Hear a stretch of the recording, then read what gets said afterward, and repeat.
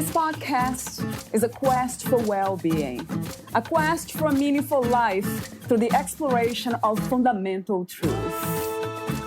Enlightening ideas, insights on physical, mental, and spiritual health. The inspiration is love. The aspiration is to awaken new ways of thinking that can lead us to a new way of being well. Welcome to Body, Mind, and Soul Healing Conversations.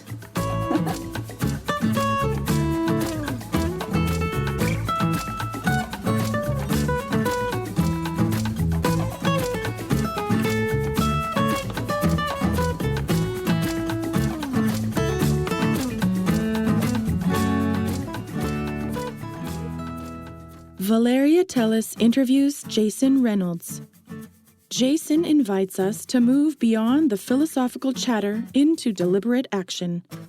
Jason facilitates powerful organizational architecture and the development of a personal governance required for long-term success.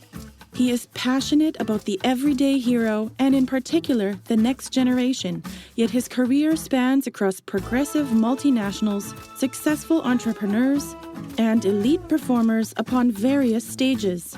His work is focused upon the individual becoming their authority, establishing their state of personal governance required to explore sovereignty. He speaks deliberately and profoundly into embracing the chaos we create, providing a proven navigation to embrace the unknown within all of us. He is not focused on changing the world, but having individuals change theirs, inspiring others to do the same by the example they provide. His teaching is confronting and unconventional, but inconveniently simple.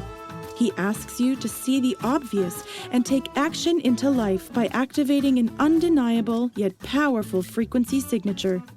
Jason's work with the quantum movement may just reestablish what we know about self-healing as clients consistently move beyond terminal diagnosis. Going against the common approach, Jason maintains a low profile. He has not sought followers or growing a community. Instead, setting people free to follow an unencumbered pathway within. After 20-plus years, Jason is now in process of exposing and launching his life's work. Here is the interview with Jason Reynolds.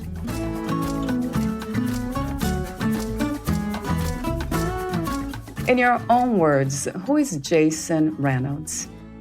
Jason Reynolds is someone that I'm coming to understand. I think when I suppose like every teenager, I thought I knew everything and I thought I knew everything about myself. But it's like all of us, I suppose, when we're humble and honest, that we realize there's so much of us that we never get to know and possibly will never understand. So for me, I'm an explorer, I'm a questioner, and I love a conversation where I can hold space with another person who has a very varied or different opinion from me, because that's where I feel I learn the most. I'm a passionate father. I love and are really driven by the way children are introduced into this world and the impact that has upon adults. I remember as a child, I suppose, and when I grew up, is that children were seen and not heard. And I really love the way that that's changed now. That the children are given a different platform. There's much more consideration as to how they're educated, how they're, I suppose, introduced and presented. And for me, I'm really someone who believes in independence. And I find myself at times as a parent. I had my son maybe a year or so ago who was 5 or 6 years old, who was getting bullied at school. And I remember one of the heartbreaking things was, as a parent, you nearly have that ironic reaction that you want to go and bully the kid that's been bullying your child. And, obviously that's not the solution. But I remember speaking with my son and saying to him that, what would you like me to do? And I remember him just not knowing what to do. But it was a very patient time over a period of a couple of weeks that I said that I can't step in, that I won't step in, that this is going to be a part of life. And that 5-6-year-old child was looking back at me, probably not expecting that, but in some part he was. But I find it, for many of us, it's challenging to go through the things that become eternal in our own life, because it's those changes that really shape us. It's not about that temporary fix and reacting to emotions. The thing I wanted to do was jump in and help him. But, 2 weeks later, when I saw him come up with a solution, where I saw him overcome his own life, gave me such a confidence and certainty within myself and within him that allowed him to believe in himself more and be able to approach life in a very realistic way, that there's going to be adversity. There's going to be things that are unknown. There's going to be things he can't control initially until he comes to understand them. So that's very much the way that I look at life, is to not see people around me as incapable because they're different or because I have a varied opinion to what I do, but to believe in them that they're capable of making choices, that even though their apparent situation at the moment might not be so brilliant and successful and enigmatic and prosperous, but people are making choices in their life. And that's one thing we always have available to us, is how we choose to use the environment around us rather than being used by the environment around us. I love that. And I believe that too. Questions that come to mind is guidance. How do you apply that idea of guidance in the case having children? How do you teach your son how do you guide him to make the best choices possible? Yeah, absolutely. I think look, sometimes for me in the role that I have is that I like to have that reflection. And I suppose everyone as a parent gets caught up in the way that their children are representing them. Like, don't do that. That's embarrassing, or don't wear those clothes. Don't act that way. Have manners. Now, these are common things of parents because we see at times our children as an extension of our own reputation. But for me, that's one of the greater problems that exist. And I suppose that's the way we look at most of our things in life. So for me, I don't mind talking. I don't mind sharing my opinion and my own insight. But my son learns from my example. And when I came to accept that, seeing like a 1-year-old child looking at me intently as I was engaged in something, and I suddenly looked up and felt this energy upon me, and he was just copying and moving his hands in the exact way that I was at that time. And it made me realize that it doesn't matter what I say. It doesn't matter how much I say it. If I am not authentic and living by that in my own life, he will not listen to me. And it's the same way that we've all experienced at times where we've been frustrated and we're trying to get a message across, and no matter how hard we try, no one's listening. But then on the occasion, we say, and sometimes if you ever had a pet, like a dog, there's times when you're trying to, get that dog into order and, to sit, and it just got no interest in following what you have to say. But then there's that one time where it just suddenly straight to attention immediately.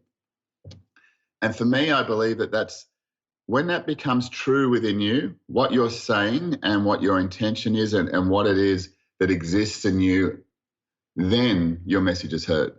And for many of us, that's where I think we get lost, is our inability to express ourselves authentically. Means expressing ourselves in a way that we are living, that it is just an extension or an amplification of what's already going on internally. So, this is where I believe the coaching industry and people teaching coaches have a lot to answer for, because they teach people knowledge, and knowledge is just past information. And it doesn't matter how great that knowledge is, if the individual teaching it or sharing it does not understand it or is simply repeating someone else's information, there will be no impact, there will be no benefit, and it will be any benefit that's there will be temporary. So as individuals, our voice and what we're sharing just becomes an opportunity to gain someone's attention. But if what we are saying is not also coming through us, we will not be heard. And this is where, many people go, well, no one's listening to me. Why don't people listen to me? And the simple answer is, how often are you listening to yourself? And I don't mean just in general life. I mean in all aspects of your life. for me, we need to decide upon and even take the time to recognize what our authority is, what our truth is.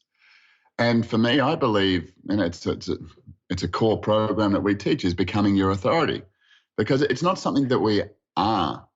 It's something we become in the learning and the understanding of our own self. So until you can recognize and honor the source of information that was within you, and that also comes to a point of being able to discern what voice, what murmurings, what frequency is actually that one that you're listening to.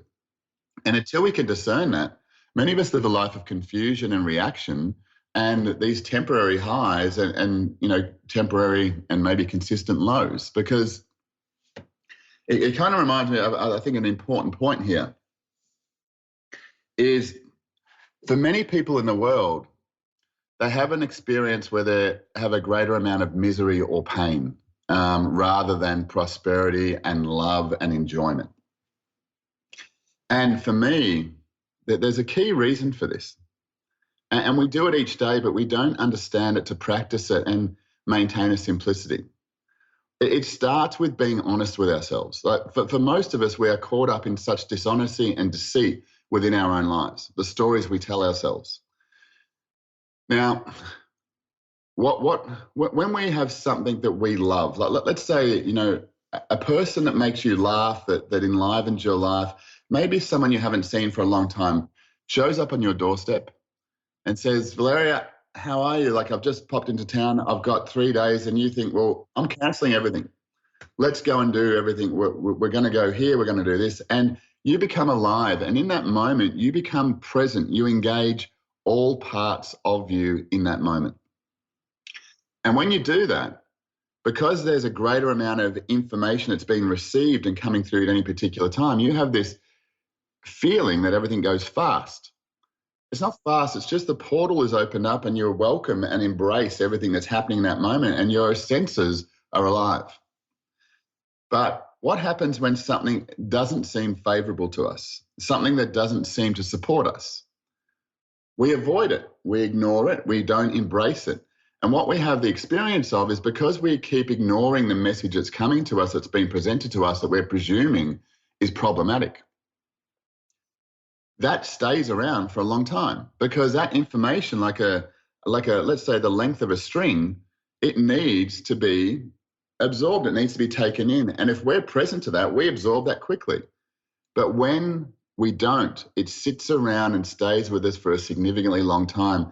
And I'd say one of the greatest issues in guidance and getting people to understand something from a place of mentoring or directional guidance is their ability to be able to embrace what is unknown, what is dark, what is misunderstood. Because this is what life is. There is nothing that exists in this world that is inspiring, that has come from something that already exists. It's when something is different, when something is unique, it's when something has not been created previously that we go, wow, that's amazing. That's when we become present to that moment. And that's what it is, because it is different, because it's not the same as what we're doing each and every day, getting in our car, going somewhere, picking kids up, doing work, whatever it may be.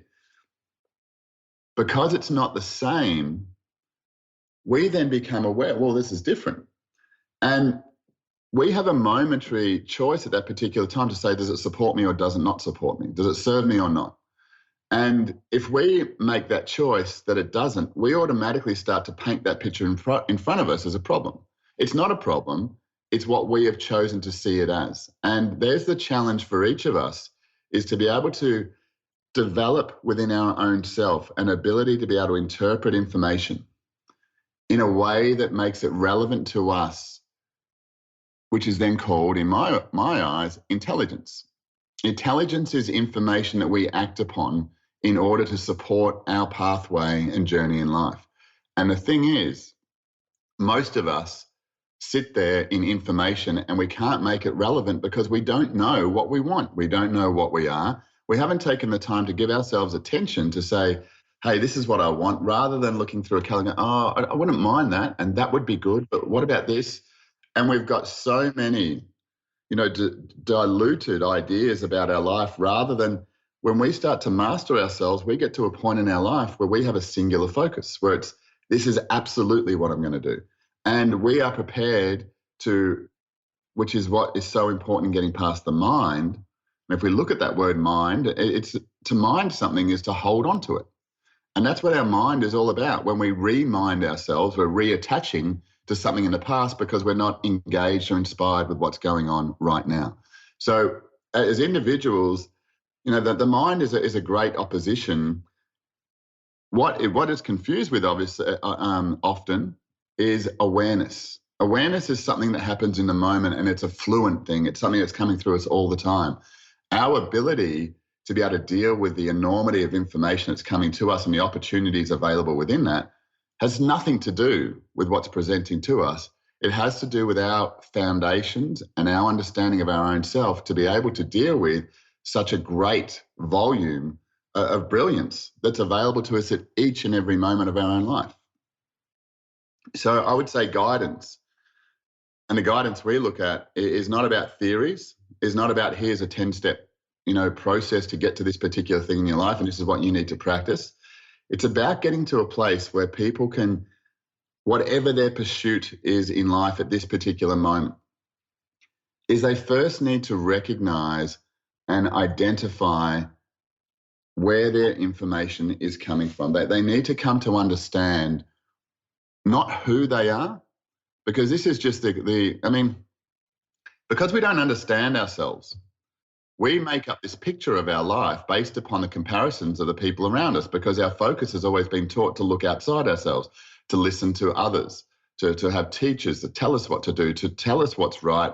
This is the perspective of history. This is the way that, you do things right. And we've got to all come to an agreement. And this is a lot of the way that we're taught, that to have an external agreement, rather than to be individual and independent and be different. And this is where love, it all comes from. It is our acceptance of difference, not our acceptance of the same. That becomes boring, that becomes unfulfilling, and that's not life. That leads to a state of ill health, of disease, because our focus is upon accepting other people's truth in a space where our truth, the vessel that we have, is made for. So we need to get to that particular point in our own lives where we understand what we are, not who we are, but what we are. And once we can start to not just answer that, because it's a big question, but we can start to approach that as an ongoing journey, we're going to learn from that the whole time. And if we can be humble enough to recognize we may never not know the full answer to that, but we'll come to greater understandings in each moment, all we need to do is develop a way of processing information, whether that is in a more logical sense through business and having a family. But most importantly, everything in life, as I mentioned a little bit before, is about the unknown. Science speaks of that there's a visible spectrum of light, of what we can see. And that is nearly 1/3000th of 1% of what is measurable. So not even 1%, it's that 1% divided into 3,000 parts, and we can see one of those. And the thing is, we think we know everything. We think we have the answers. What we don't develop is the ability to navigate the unknown, because everything in life that is valuable, that is worthy, that's ever been created has come out of the unknown through imagination and intuition and the mastery of these noble senses. We have the 5 senses, which are just there to bring us to a moment of presence, to reassemble order in our life, to say, I'm going to retake back my life from a state of distraction, and I'm going to focus on with my eyes what I'm choosing to focus with. I'm going to focus on what I want to listen to, not what I'm being bombarded by. I'm going to sense and feel and touch what it is that I want to be present to at this moment. And once I can establish that, it's only then that I can start to access, like a doorway, the infinite power of imagination and intuition.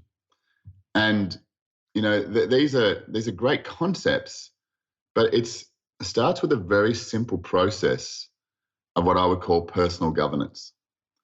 And this goes beyond personal development. I believe personal development is something that it was a good idea and it was a nice word, but our focus as an industry or an organization is personal governance. And that is about that I am responsible for everything I'm feeling at this particular moment, because the only person, there is no one else that's going to get up and live your life for you or do the things in exactly the way that you want at any moment of your life, because these are the people that believe this live in a state of blame, that the government, that the neighbor, that my boss at work, the opportunities I have or don't have, marketers don't promise it. All of these things, we live a life of blame because we believe that someone else somehow is there to support me. We've never gone past or never been shown to go past that idea of being a child, where we have guidance for a period of time in our life. We as individuals need to find within ourselves that only thing that can change my life is me. And that will never, ever change. This is an eternal truth. We all react and respond to the environment around us in our own way. And that is our choice. That is the what we do in the making of decisions as a decision is to leave things behind. Decisions are not hard to make. I mean, it's sometimes difficult to step into space, into a new environment. I mean, that's in some parts the definition of fear. But what's difficult in making a decision is leaving stuff behind. Because for us to move from where we are now to where we are moving towards, we have to let go. And personal governance for me is not about developing on a piece of land that has not been surveyed. It's not about going in there and starting to build the construction without first understanding the land upon which I'm building. I mean, that would be crazy for someone to do that, to invest all that time and energy only for the thing to fall down and having to keep rebuilding it all the time and never questioning the very nature and the basis of what I am building upon. So personal governance comes to the point of understanding of not acquiring knowledge, not accumulating information, not having, interesting things to say that I learnt in a book that I can regurgitate to someone else and sound intelligent. This is going deeper to a connection with what it is that exists inside us. I mean, not a soul, not a spirit, not any other religious or philosophical based ideal of what that is. I'm talking about individuals being simply empowered and not confused to go past all this dogma. So, it sounds nice. And probably if we were talking about the soul, we would have an interesting and a lovely conversation. But it also allows us to accept things that we don't understand, that we don't know, that we just think colloquially we kind of know what it means. But do we ever question these things? Do we allow ourselves to hear our own voice and our own interpretation of what life is and what it is that's within me before actually asking and coming to those terms within my own self? Because I'm prepared to put attention upon myself rather than on the news, rather than on, light entertainment or whatever's out there. But when I can do that, I believe, and what I've experienced is initially that can be confronting for people, but the result is, and what I always believe is, if there was one wish in my life, it's always to have more laughter. Everything else we can manage and deal with. Laughter is in the face of adversity, in the face of when you're screaming, you want to really do a number on yourself and you're not appreciative of who you are. And, you have anger and fear and frustration rolling through you. Your ability to stop and actually laugh at yourself in that moment, that whole thing dissolves. Laughter, it dissolves tragedy. And for many of us, we have become too conditioned to focus upon tragedy because other people are as well, and it becomes a common conversation. And if we can blame other people, we can feel good about ourselves. And that is a temporary pharmaceutical drug-like mentality that we need, these temporary fixes, because we're not prepared to give ourselves attention. It's in the face of attention that everything is changed. Nothing is changed unless we give attention to it. So we've covered a little bit there, but that's, the very nature of guidance must be about coming to understand and listen to yourself by creating a structure within which to do that. And that's a space for people that, whether it's in sports, whether it's in all different forms of business or parenting or, sexually and all these aspects of life. When we understand the structure within which we live, we have flow. We have strength, like the river. The river without structure is just a puddle. It's the strength of the structure and around that river that causes that to be able to flow powerfully. And the greater the structure and the banks of that river, the more water it can handle, the less it floods, the more purposeful and directed it is. And, it's a shame in our life that sometimes when people are successful, how often it is that people want to tear them down. Rather than in the process of, if we were, had a long-term friendship relationship and you started to succeed more than what I was, there's a tendency in people to feel like they're being left behind. And they start to draw upon and grab at the ankles of that person, to not go forward. And the sad thing is, too often people stop and turn around and do that and go back to misery, go back to fear, go back to blame because they don't want to leave someone behind. But, the very truth and inspired from nature around us is everything is looking for an example. So if the example is that when you have something that you love and that you are inspired by, that you go back and you become these, colloquial words, which are so often misunderstood, which being kind, being nice, being compassionate is about going back and supporting someone in pain. That is the very destruction of inspiration. Our ability and courage that's required at that particular time to move forward, even when we're not being supported, when we're being judged, that is the very nature of the building of our own fabric. It's a bit more to it than just that. But for most of us, when we are having, momentum and prosperity in our life, which has taken so much to occur because of the things around us, because of the beliefs that we may have taken on and having to confront to actually, like yourself, just to get on and create this podcast and your business. It didn't just happen by nothing. There was things, I imagine, that made you really question who you were in order of your own self-worth and capability. And can I do this? Were people going to believe me? What are they going to think of me? Who am I to do this? Business and all these things are such a noble pursuit, but it comes down to our ability to understand that we are here as an example, not as, and it's through that example that we start to create our own life rather than living someone else's. Yeah, as I mentioned off record, you are very unique in your approach to life itself. Yeah, it's refreshing. So I have a question for you that came to mind. How and when did you come to realize what you are? I haven't by any stretch just yet, but my bubble got popped pretty early that that life just wasn't going to happen for me, and what I saw in the movies wasn't going to happen to me. And if I wished long enough, I would have what I wanted. There's extreme power that we have in manifestation, and everything that exists around us is because of manifestation. From a brick that builds a house to technology to love to greater depths of information that's available to us. That is all there from our ability to manifest from something into nothing. Things that come through the imagination that come into form.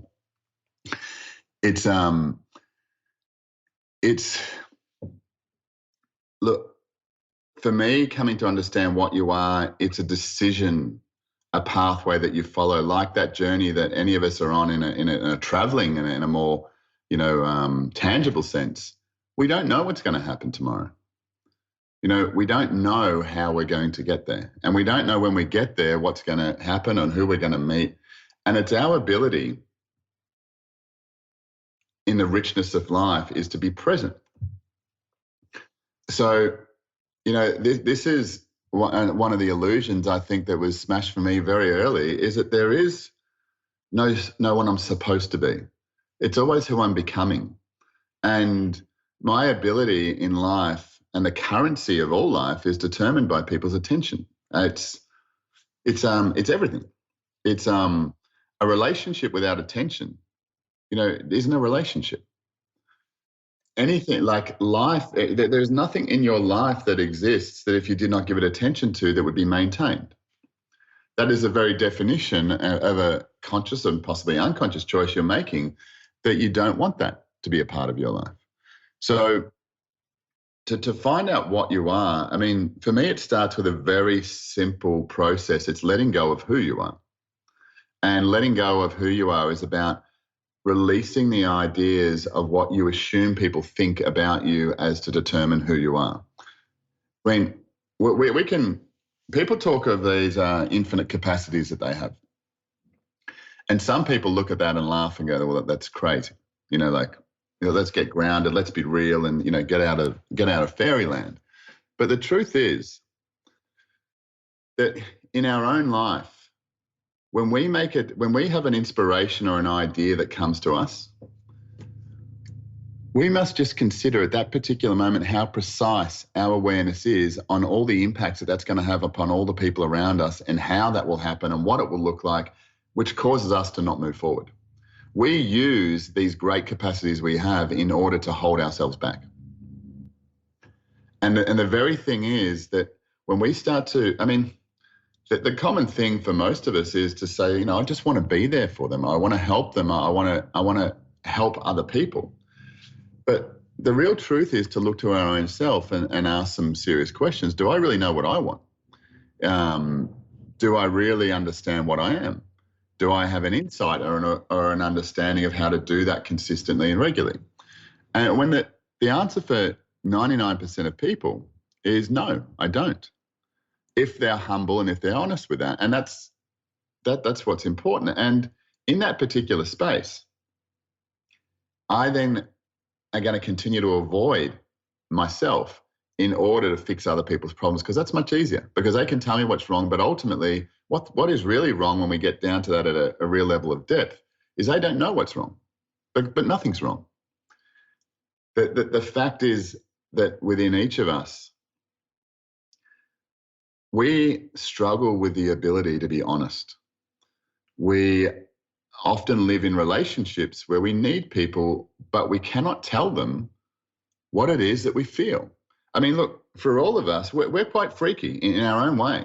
There's things that everyone has that they don't want to share with other people because they have shame and guilt around it. And that's the imprisonment that they're living in. Because I am free in my life because I have the ability to tell people what I did. If I did something that's taboo, that is not accepted out there in the world, and I express that and I say that, I'm free. But when I am not able to express myself, which is going back to the simplicity, letting go, when I express, I'm releasing. And this is, probably a common misconception, is that people, when they release something, most of us are not perfectly aligned, completely balanced, always at ease. We have moments and probably considerable moments of imbalance, instability. And they're normal. This is like the kettle boiling. It has to release that energy. And when we don't allow ourselves to do that, when we don't have relationships with our family, with our friends, with our partners, where we cannot share the very thoughts that are going through our own head, they will stay with us and they will become toxic. I'd suggest in most marriages, people naturally, men and women, have multiple thoughts often, no matter how loyal they are to their partner, of an attraction that they have to someone else, an intrigue or an interest that comes up, or someone that takes their attention. That is natural and normal. But the thing is, when that is suppressed, it only grows. And when an individual doesn't have the capacity to express that or be themselves, and say things that may be controversial, like to imagine in a relationship being able to go to your partner and going, wow, I'm really feeling something about this person over here. And, I feel I really need to get to know them. And imagine the partner going, okay, I understand that, because they trust themselves and they trust that individual. That's a pretty unique space.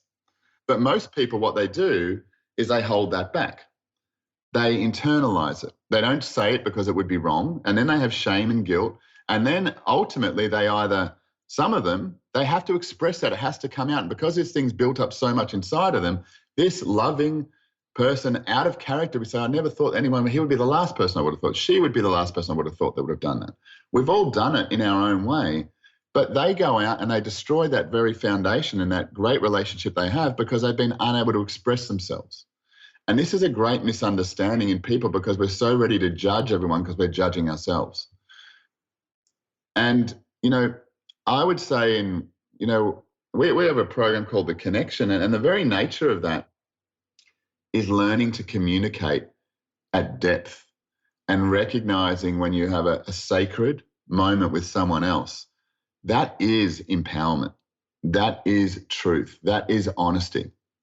Not getting caught up in the stories of living this plastic synthetic life of look at me, what I'm doing, how healthy I am, how brilliant I am, my great family, rather than recognizing, yes, all of that is possible, all of that exists all of the time, but only to the degree that I'm allowing myself to release the things inside of me that are unexpressed. And I would say, but I understand to be a little bit deeper than this, but disease, illness, these are things that are made up.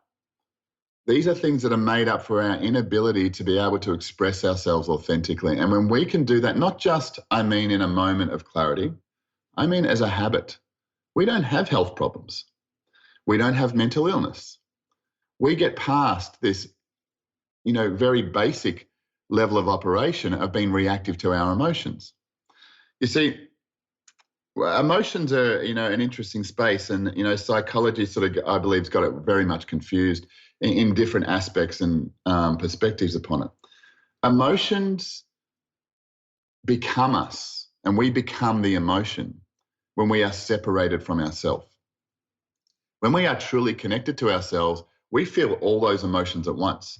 And often what that relates to and shows in someone else is a level of calmness in the storm. But when someone is unable to control themselves and their emotions and they're reactive to it, it's because they don't understand, firstly, the approach to themselves, what they are, and a relationship that they have. Because if they're comfortable in that space, they don't react. But when we're uncomfortable, we become fear. We stop being John the person or the what I am. We become I am anger, and that's all I'm representing is anger. I'm no longer a person. I'm an expression that's being repressed. I am, and it happens the other side too, Valeria, like love or lust or infatuation. That's not very much welcomed when it is imbalanced, when it is not true and authentic, when I can't love myself and I come to want to love you, and that's called, in some cases, stalking. That's called smothering. In a relationship, if we're not loving ourselves and the love that's coming to us is not from someone who loves themselves, it doesn't feel right. It feels uncomfortable. But, we need to develop sacred spaces, which I took this upon myself at a young age with my son. We had a good half an hour drive to school every morning and back. And we would sit and we would talk to each other what we love about each other, what we don't understand about each other, and what we would what we're hoping to change or move forward in our life. And it sounds a lot for a 5-year-old kid, but the way that he would approach it would be very different to me. But I wouldn't speak to him as if he was a 5-year-old kid. I'd speak to him as if I was speaking to another adult. And his comfort and expression and ability to be by himself, but interact with others without emotion, I think is quite amazing. But this is something where we've got to get past this medicated idea of life where someone else has got the answers for us, got the solutions for us. We've got to get past, look, food is a great thing, but it's not an answer to health. It can help, but we become healthy by the food we eat because we become more present to ourselves. It's not the food itself. When we become wanting to improve, we start to research, we start to look into, we start to discover different things about our own life. And because of that, we want to think, I'm going to try this, I'm going to do that. And we're prepared to do something called change. So we do that and we become enlivened by it. And then we ultimately change again and we vary and adopt different aspects of our life. But it's not food. Food has nutrients for sure, but it does not bring happiness. It does not bring wholeness. It does not bring fulfillment. It is a ceremony that for most of us, we're overindulging and eating, 2, 3, 4 meals a day, whatever it may be, where we as individuals can sustain ourselves on something that is far more important than that, which is our relationship to ourselves in a space of honesty and the ability to be able to govern that. And when we want to take responsibility rather than giving it to others, like expecting the government's going to support me, expecting my parents are going to support me or my partner or other people, I'm going to be finding myself consistently dissatisfied. So I learned that earlier on in life that I complained a lot. I asked a lot of questions, but I realized the only thing that could change that is me. So and I believe in a divine way that's what caused me to, about 12, 13 years ago in my life to move away from business and logical based process type coaching into seeing and understanding the patterns that I always saw but couldn't quite quantify. And in a moment, a whole teaching and process came through me that I initially dismissed as being too simple, being a little bit crazy. And, it was that particular moment of bringing attention to myself and being able to love myself and listen for long enough that allowed me to be doing what I'm blessed to be doing now and seeing people around me, taking a path in their life that they're choosing, not that someone else has chosen for them. And, we talked about personal governance before, but, the big thing for me in that personal governance and the real aspect of it was because it leads to sovereignty. But before we get to sovereignty, we have to have a level of independence and our ability to act of our own accord, of our own choosing, and to complete what we started. Now, it's that particular, capacity which our focus is, I don't want to work with people for a long period of time. And the very nature of that, a year to 2 years maximum on a private level, but, in other areas, we don't want to hold people back. We have communities, but the very nature of that is for them and the celebration of them going off into the world. We don't need a community that people staying with us because of, what we offer. We want them to now go, oh, great, you've learned that. Now go and live your life. And I think that's it's a challenge with many of us that have been in a public space or start to offer services to others. We want to keep a following, but in the way that social media has dictated our life. These ideas of how many likes I'm getting or how much attention I'm getting online, becomes quite a disease, and it's addictive. But to let go of that and to be able to find in our own self, to speak our truth, to speak what is important to us, and to be present. I think are key aspects to living a life where you can deal with falling over a lot of times in life, but still smiling when you get back up. Yeah. Wow. I love your clarity. I have to ask a question instead of making a comment. I usually ask a question to all of my guests, maybe not all of them or most of them, if they believe in unconditional self-love. And a lot of times I get this answer that it's a very challenging thing to do, but pretty much everyone loves the idea. But some of them, they talk to me about unconditional love in a way that implies narcissism and selfishness. So I'm wondering, what is your take on unconditional self-love? Yeah, I think labels have a lot to answer for, and I think people have a lot to answer for in buying into labels and being lazy and generalizing people into a statement of, let's say, narcissism or selfishness. I mean, it's ironic. Look, selfish to me is expecting someone else to live the way you want them to live. We've confused being selfish with putting time into ourselves. I think the most loving thing and the most challenging thing for anyone to do, especially in the face of being called selfish, because it's a very developed person and a very at ease and peaceful person that is able to be called selfish and not react to it. it is a word that most people will be moving on their life and called selfish, and they'll turn around and they'll react to that because there's such a shame and guilt that you're not part of the crew. You're not part of the group. You are letting us down. You're so self-absorbed. What an amazing thing to do. I remember my son seems to be making a bit of an appearance here, but my son, when he was 3 years old, he hardly spoke. And but he used to we had a school that he was at, and they came to us and said, we're a bit concerned that he doesn't speak much. And said, well, and the problem we've got is that he sits a lot by himself and he just gets very deep into his own space. I said, well, I'm still not hearing a problem here. I know he needs to interact, he needs to be doing this, he needs to have all these things, but that's maybe not him. Anyway, if you met him now, he doesn't shut up. He doesn't take a breath when he's speaking, and he's got stories, and it kind of nearly one day just turned on and he was ready to speak. It was like his own choice. But, I think for each of us, our ability to be in our own attention is the solution to everything. Our understanding on how to do that is very different. And love and unconditional self-love, it's a very, the word unconditional is probably the challenge that exists for me within that. Is unconditional is taking into account that no matter what happens or no matter what the situations or circumstances, this is what I'll do. I think we put a significant amount of pressure upon ourselves in doing that. And in this lifetime, I don't believe we'll approach that.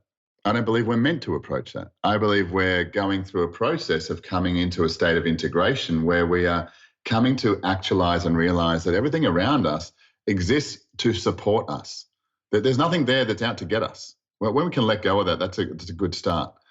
And when we do that, we will stop labeling people as narcissists, as selfish, as self-absorbed, or as radical, or whatever it may be. But we'll see them and allow them to be as they are. And the only way we can do that is when we are brave enough through our own attention to accept our own differences, weirdnesses, our freaky behavior, our fetishes that we hold onto, that we hide, rather than share. These particular things in our life, it's, look, I've got no doubt everyone's a narcissist in their own way, in their own form. And generally the people that are projecting onto other people that they're a narcissist or that they're selfish are guilty of that themselves, because they're now, you telling me that I'm a narcissist, you're expecting me to live in a way that you believe's right. And it's the fabric of life and that weave of life that comes from the difference in people. When everyone gets together and they're themselves, they're the magic moments where everyone was there.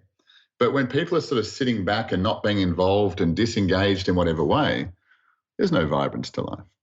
So we create that. So self-love to me comes solely from our ability to place attention upon ourselves. It's not just a matter of, okay, well, I'm going to look at myself and speak to myself and listen. There's a whole process, because years ago we used to do this thing where we'd get people to sit with themselves for 15 minutes a day, just focusing upon themselves. And there was a certain process a bit beyond the standard ideals of meditation. But it was amazing what people realize when they do that is when you take attention off your reactive environment around you, is those things that you have unconsciously but routinely, because your life around you, it might not have a step-by-step set of instructions for each day, but it is highly organized. It's just that you're not aware of the organization. The habits you have, they're specific and precise. And this is something that when we go to change our life, we don't realize or take it into account. And it's why we have challenges changing things, because we're not aware of the current routine we have. So, when it comes to, this particular space of organizing our own self, we need to take ourselves away from those made and mind-made distractions And now we've got something that's of greater importance. We need to focus on that. There is a challenge that most of us stop at unconsciously. And when we start to place attention on new things, the old things start to come and interrupt us. A phone call, an emergency, a problem, suddenly the bathroom needs cleaning. Suddenly there's these worries and things that we suddenly distract ourselves with away from attending to ourselves. And I'm still not, to this day, have I seen with people that we've worked with where attention has not cured any illness that has been described by man in a medical or a scientific capacity. There is, and I know this from my own experience, is that some people, we've got to remember, if someone's sick, consciously or unconsciously, they've chosen to be there. So there's some service that's there for them to either bring an awakening or an understanding to themselves beyond the back pain, beyond the insomnia, beyond the IBT or syndromes that they're experiencing or feeling, or terminal illnesses. They are there because it's a choice that they have made to either avoid, deny, or remove themselves from things in their life that are truly, that are true to them. And it sometimes comes down to a lack of expression, but it's these particular things that when we place attention upon our life, that we find truth. And it's our ability and accountability then to act upon that, which is the very nature of all life and experience. If we don't, information has become confused as an accumulation, as like a bookcase we carry around in our life, rather than the sole purpose of information is to be expressed, is to move into an action. And it's where we get that information from and how we action it that is important in our life. When we can get it from a pure source within our own selves that can be reflected from all around us and referred to us through other teachers and books and whatever it may be, but it's our ability to be able to discern that, and then in an integrated state where our physical and energetic states are working together as one, where we feel, at times in a more generalized way or terminology or practical way might be something called confidence, certainty. This, in a more spiritual or term is, the states of integration and oneness and singularity. These are the things in our own life that this information is coming in order for us to expose and act upon in our own life to find a truth. And that truth that we have, no one else has. We are the most precious and rarest commodity that exists in this existence. We're one in 7.8 billion, whatever it is at the moment. We need to understand that. And to answer the question about unconditional self-love, I would say it in this particular way, that love to me is attention without reason. And that's when we project that onto others, is that we're giving them attention without the expectation of anything in return. And the only way we can do that is when we're fulfilled within our own selves, that we're giving something that we already have and we already can recreate. And these are just simple steps that we can do each and every day. And if we do that, self-love doesn't become a focus. And I think it's, often promoted and it's a buzzword at times. We shouldn't be focusing on self-love. This should just be a normal part of life. We shouldn't be focusing on health. This is just a normal part of life. We've become so detached and confused that we're now talking about the things and deconstructing the very basic elements of what we are in order to confuse them, to distract ourselves from actually living a life and moving out into the space around us that is, uncharted, infinitely available to us. Whether we want to, run the greatest sporting team in the world, whether we want to align all those players, whether we want to have a group of people discovering what consciousness is, or whether we want to, simply work with children, whatever it may be. The same things and the same principles apply. It's just how we go about so uniquely exploring it. Yes, wow. I'm wondering here if this is more challenging for men than women to get to know what we are, as you say. And I can only probably speak for one side of the coin, but, you know, I don't believe anything's more challenging for a person defined by sex or any other sort of delineation that we have. I believe, if people believe that, well, that will be their experience. There's let's look back in life. We define ourselves by a lot of what happened in our childhood because we've chosen to not understand it. But isn't it interesting that when life is great, when we are full of self-belief in this particular moment, that time that my father did that to me and it was traumatic, that was the greatest thing that occurred because it allowed me to have the strength to be here right now, and I now see things in that particular way. And it's amazing that when I decide to be present and accepting of myself at this particular time and bring attention to myself, that suddenly all of those traumas in my life, they're not talked about, they're not discussed, they're not a topic of conversation. They are the very building blocks of my life that I am so proud of. But speak to me 2 or 3 weeks later when my life feels like it's about to end and I am facing all sorts of challenges in my life. It's because of what my father did to me. I can't believe, when they were just, and the story comes out. And we forget where we were previously. It's that to look back into our past for answers is the avoidance of what's happening in this particular moment right now. So, I in the past have been part of, men's groups, and I found them in the end, it didn't, I got bored, to be honest. I didn't find them challenging because the thing is, the nature of life is the fabric of difference that's there. So I would say it's more challenging at times because of the preconceived ideas that people have about how they speak to a man and how they speak to a woman. I mean, who's really taught that? And from what particular place? And if we come from a greater state of compassion, we realize people, and including myself, and I mean the collective myself of all of us, we're clumsy. We're going to make mistakes in other people's eyes. But if we didn't have anything to compare it to, it would be perfect. We wouldn't know anything was wrong.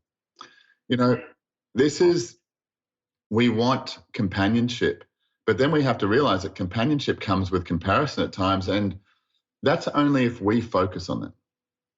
We've got to be at times accountable, not just for ourselves, but for our partners and those that love us and those around us that aspire to us or that we influence in whatever way. Is for me to really love someone, as a man or a woman, whatever it may be, am I really loving them when they are being dishonest and with themselves and speaking things that are untrue? Am I and allowing them to be degenerative towards themselves?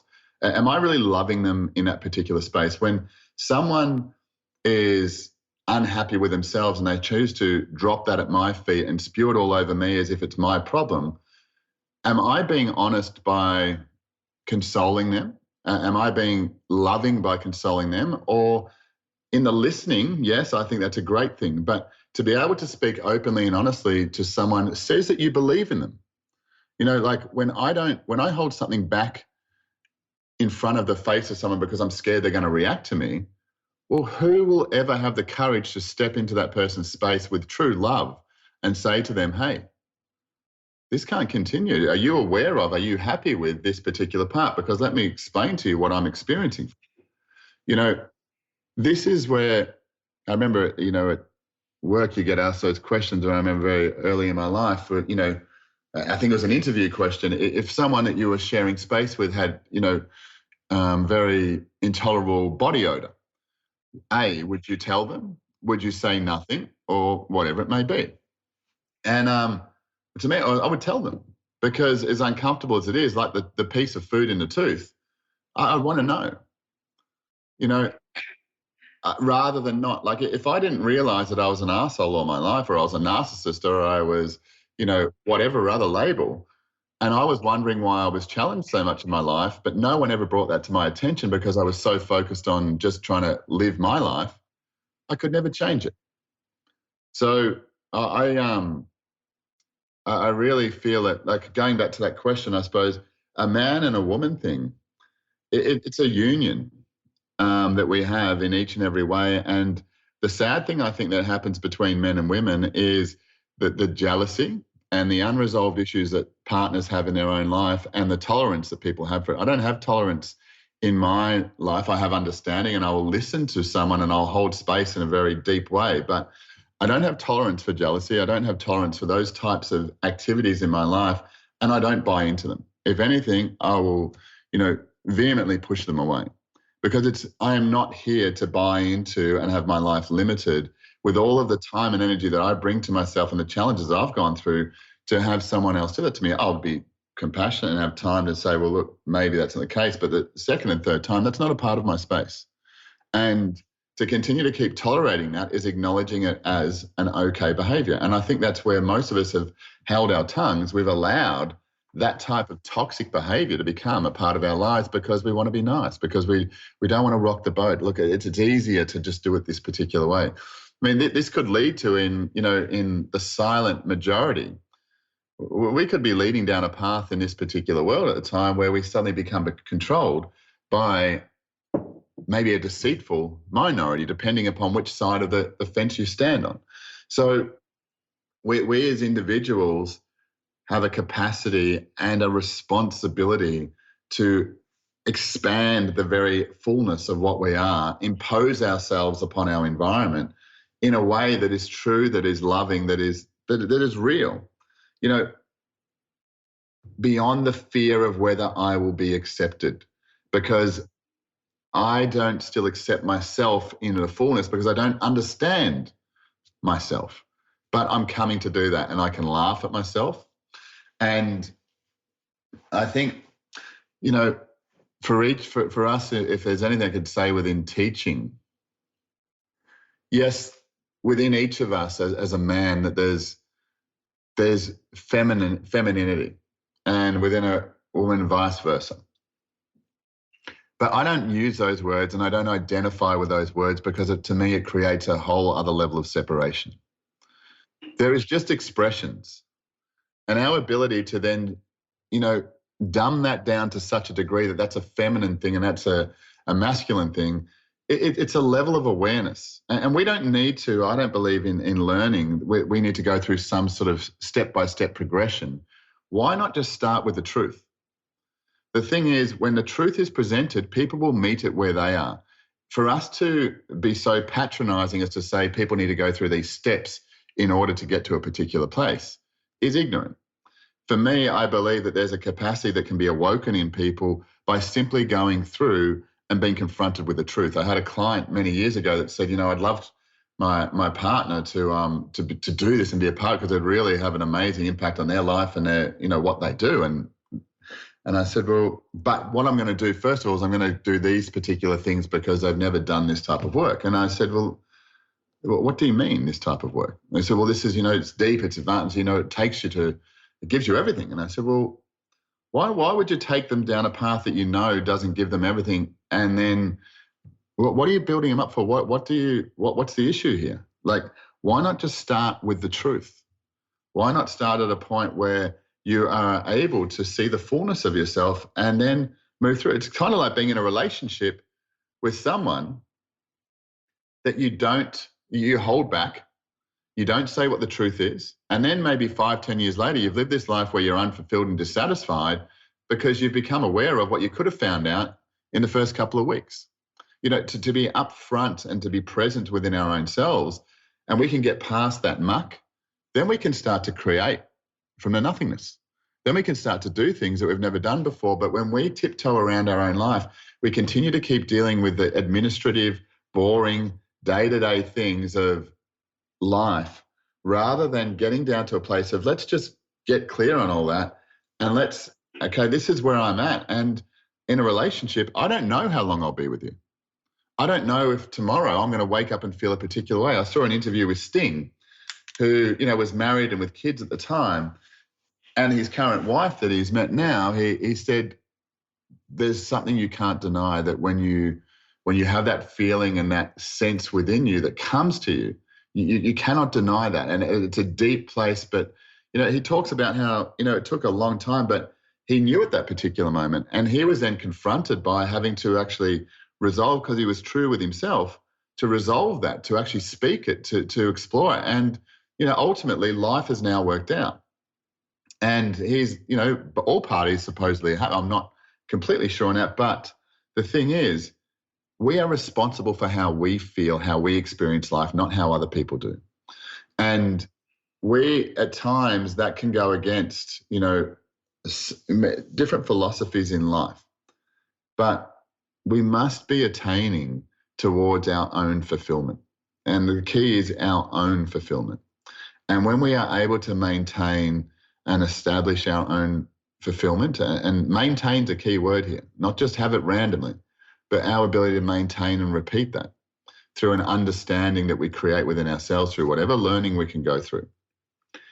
That is when we can start to not be a burden upon the people around us, to not be a burden upon our environment, but to live in a balanced and cohesive way where we are not dependent, but we are independent. But then that's when we become a true community. Too often, out there in the world today, there's people that want to create communities with people that are currently unstable and expecting to go into community because they want to fight a particular cause, and it creates anger, it creates aggression, it creates destabilization. But we cannot come together, in an eternal and in a healthy and a growing way until we've at least approached a level of independence, or are consistently and prepared to take responsibility for our own feelings rather than expecting other people to deal with our outbursts in our own life and our inability to be, unapologetic about the things that we don't understand about ourselves. I mean, humility, such an important thing, to start with the fact of, I don't know. So true, Jason. I agree with everything you say. Everything is just undeniable. It is the truth. Everything that I have understood about life at this moment, it's all about understanding ourselves and that commitment, and not trying to impose that on others, which is really a challenge in a relationship when you want your partner to change and commit to this inner work. But it's not something that we can impose. We're almost at the end of the interview, and I think I wanted to ask you two more questions, one of which I have already asked. We talked before the interview that didn't go live. I think I asked both of them, but I wanted to hear again from you. What is to be free? This might be an oversimplified answer, and maybe I won't stop at the first bit, but is expression. It is so true that the stuff that we hold onto in our lives that we feel that we don't have the space to express it because we won't be understood, we won't be accepted. We all do it. It doesn't matter how amazingly we have cultivated, a space in our own life. There are things that we feel ashamed or guilty of as we go deeper into our own life, things that we've hidden away. So freedom is the ability to express myself without being restricted by how it will be received. So, expression is not just the words coming out of my mouth. It's my body language. It's the way I present myself to life. It's the actions I take. Like to dance when you want to. I mean, that's a great form of expression. To, artistically, to do things that may be controversial. To do things because they are true to you, that they don't need to be accepted by anyone else. My freedom exists in my ability to be me, and my ability to be me is to allow myself to not be thinking, organizing. I don't even believe in setting goals. I think setting goals is one of the things that really holds so much potential back in life. They're great. It's better than doing nothing, I suppose. But, the very nature of freedom is demonstrated in my ability to express myself to others. Honestly, we deceive ourselves so much. We we undersell ourselves so much. We buy into, through laziness, especially these days, there's so much information that's available to us that we think we have to have an opinion on everything. And I was saying before, a great freedom, and I mean, I'd challenge everyone to do this and just start to practice it in day-to-day life.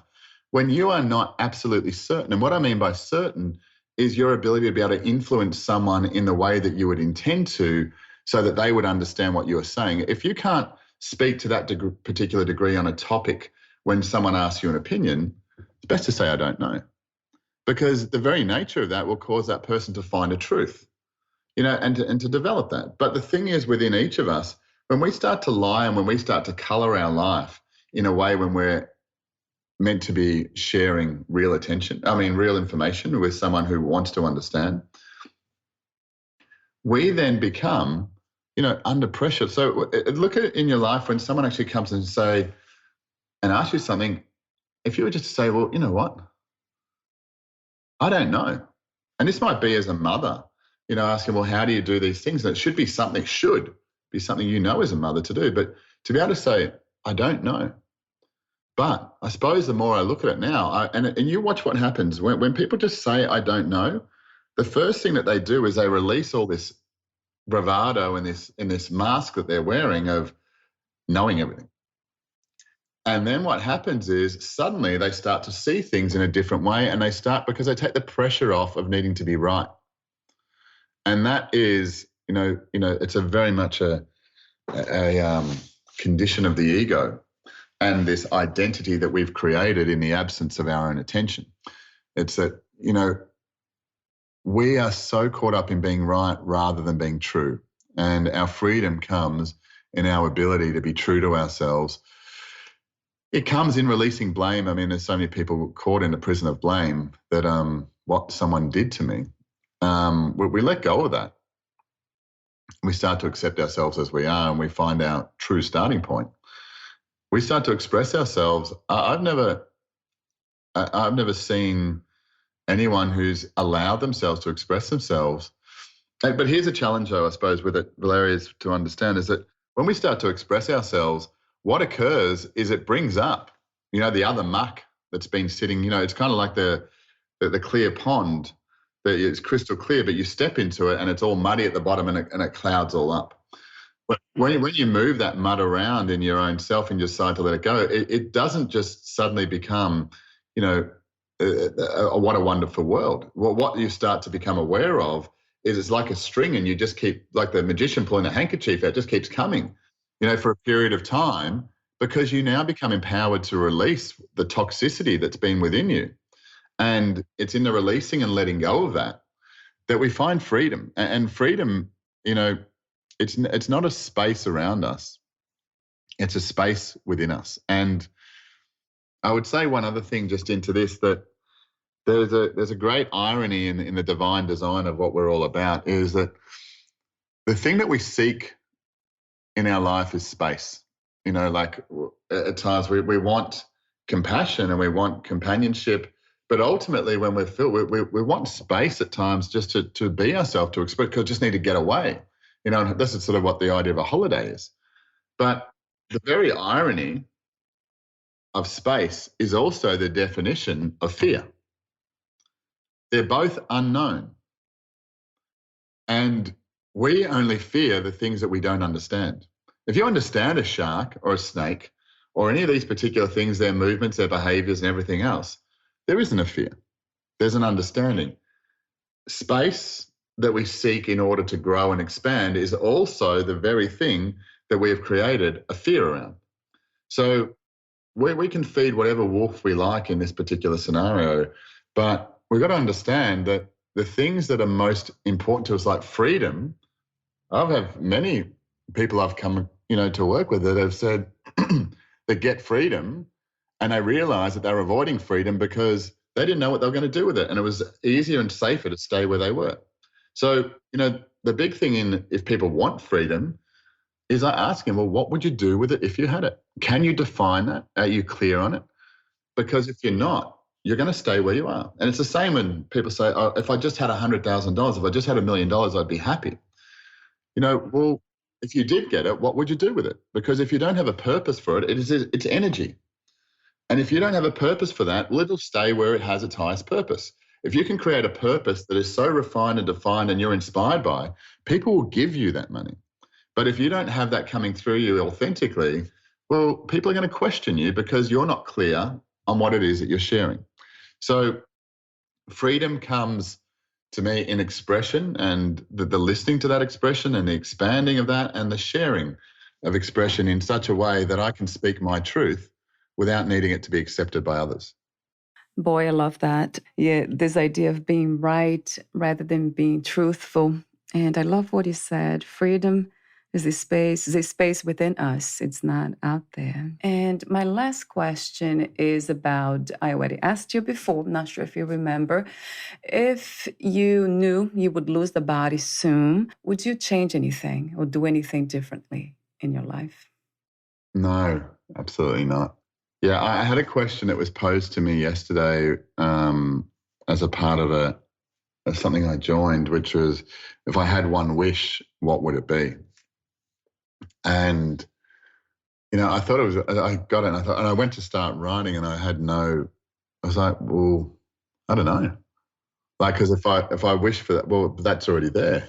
And the interesting thing about a wish for me made me realize what I already have, and seeing where that, well, if I wish that, and I took the question seriously, but I already have that there. Like, and then I would change it. There's nothing that I sort of over time have come to understand that my body, again, it's not a separation from me. It's I don't have a fear of death. And I used to probably look at, well, the things I might miss out on, but then I was realizing that I was missing out on them rather than actually doing them and being them at this particular point in time. So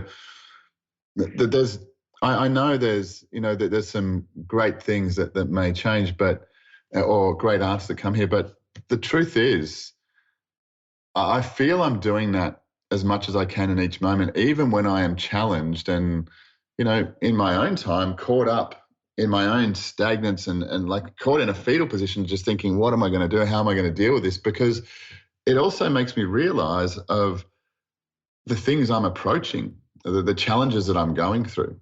I used to be very much caught up in trying to satisfy others, trying to do what was right in their eyes or create the biggest and the best thing. Whereas now, that's not a part so much of my own life. It's, I feel very at peace to say that I'm happy with who I am. I really sometimes consider whether I have Alzheimer's or some type of mental condition, because I don't remember things in the past, and I don't get caught up in things in the future. It's interesting to, even when I'm, in my own state of, deep reflection or meditation, whatever you'd like to call it, is I don't get caught up in the future. I get aware of the presence of now and everything that already exists. And I know that can sound very just typical, but I find it difficult to put my attention upon those things going forward. I feel compassionate to those that do, and if that works for you, great. But I think we're changing in every particular moment. So I wouldn't want to interrupt that. And I believe that's a big part of our lives, that we don't interrupt, but we understand what it is that we're experiencing. Yeah, I love your answer. Pretty fast and clear. No, no change. Yeah, that sounds very good to me. Not that you're trying to be nice. Not that you're trying to hear that. There's another question that I can't help but ask you. What do you think is the opposite of life? It's an interesting question, isn't it? Yeah. It's something that I suppose I'm not present to at this particular point in time. I could come up with a theory, but this would be where I'd say, I don't know. I don't know what the opposite of life is. I wouldn't say it's death by any means. I believe that stagnancy in our own life and our inability to have movement into areas of our life is not life. But I don't know if you'd say that that's the opposite of it.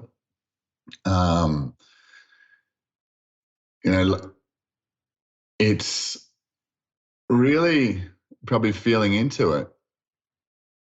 And look, I love questions and I love sort of these types of questions, but I haven't actually asked this one or even explored it before in myself. But I feel it's an individual's determination of what they currently see life as. And it's from there that may be defined. But I see life as my ability to allow my truth to flow through me. And I suppose the opposite of life in that particular term would be living a life that other people want me to live. But there's so many different angles to that. I mean, I feel that we have this idea called the ego, and where we mentioned a little bit before about imagination and intuition, that the ego has become a part of us through our own misunderstandings. That when we don't want to appreciate our own self, that we create ideas on comparisons to others, that we look to others and think, wow, look at that. I want to be like that. I want to have these things, but I don't, so I can't and I won't. And this ego and this identity is created where we have decided where we fit into life, and every particular group that we have, sometimes we're the leader, sometimes we're the follower, sometimes we're just making up the numbers. And we're different in all of these particular areas in a way that we compare ourselves to others. And the very nature of comparison for me is probably what the opposite of life would be, is looking to others for the answers. It's, I've learned so many things from people around me, but it's always come back to me in deciding how I've learned and what I've learned from that experience, not to be told by someone else what I've learned. And I believe I give up my life when I stop being true to myself. And that doesn't require some deep level of spiritual connection, because what I've chosen to be at this particular time within someone else's eyes is right or wrong. This is the fullness at this particular moment of who I am. I got no doubt that will change in time.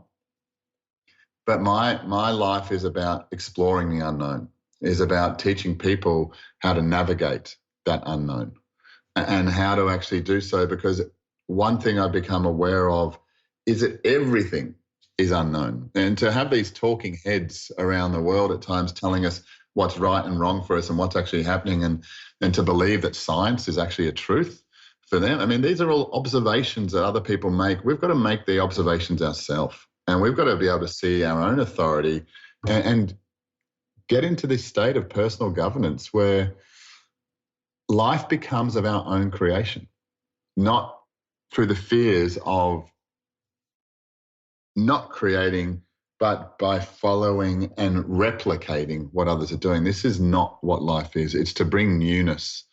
And I would say, look, that there's many different opposites within that, but possibly, is to live a life that other people expect me to. Yeah, it has been a very interesting conversation. I love your wisdom, your clarity, and authenticity, of course. And I have one last question for you. This is a technical question. Where can we find more information about you and your services, what you do, products, and future projects, Jason? Okay, so we've been around for a bit over, I've been doing this for a bit over 20 years, but as a quantum movement, the organisation I'm a part of we have at this stage, for public contact, we have a private site, but for public contact at this stage, we have a Facebook page called The Quantum Movement. It is only just started because we've only started to publicly release what we're doing, and it's after all this time that we're now starting to do that. We've worked with thousands and thousands of people in a whole range of different capacities, but it's always been by referral and application. So we are about to start a collective where people can start to explore more of what we do in a more determined and deliberate space. So we have that public page where people can interact and follow what it is that we do. We don't post a hell of a lot on there, but we have a community that we're developing to expose people to what we teach. And then we have programs. We have 3 programs, which are one called Present Moment, which is a 6-week program which gets people just to that particular point, to release the who, not to come to some, divine intervention within themselves. And, this is what I've learned in life is that we all want this quick fix and we want to get to this particular heightened space, and it feels great to be there, but the rest of our life not the same. It makes it a problem.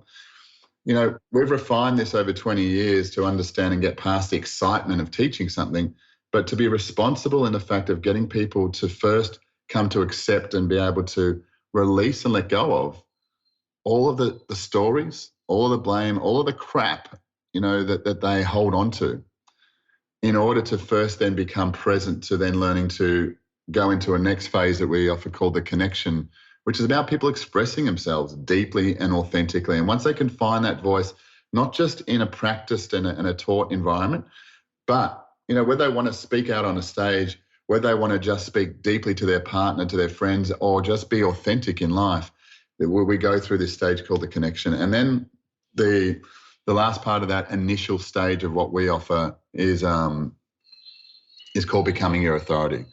And that is about going into the deeper states of understanding how to work with energy and the fullness of what exists around us, into those ether, into that open spaces, and becoming commanding of that in your own life in a deliberate way, rather than waiting for the universe to provide to us. It's about recognizing that the environment is a result of you, not you being a result of the environment. So we teach people how to do that, to understand the ego, to maintain, not just have, but to maintain a connection in their life where they don't think, well, geez, I need to connect, I need to become in peace with myself, is that they recognize when they're disconnected. And it's in that particular space that they're working with that, rather than continually aspiring to some higher source of information. And then from there, we go into beliefs and energy and protection and a whole range of things that allows people to practically apply the unknown and take these ancient and modern philosophies into a way where they become the determination of it. We don't teach a philosophy. I don't believe in that. We teach people how to access what's within them, maintain it, communicate with it, and then from there, utilize that in a way of their own expansion of their own life. And to me, I call that whole thing awakening independence. So we're just starting to take that in. We've got further exposure that's coming in that particular space, but we're really excited, myself and a number of other mentors, to be facilitating that particular space.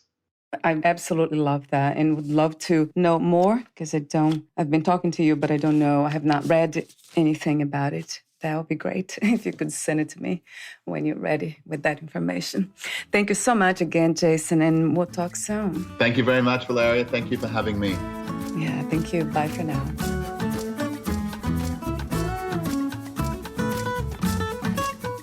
Thank you for listening. To learn more about Jason Reynolds, please email him at jason@thequantummovement.com.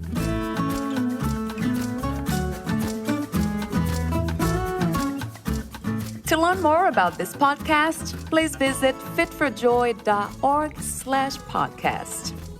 I want to thank the Patreon members, Lawrence McGrath, Mark Basden, Terry Clayton, and Aidan Vickrock.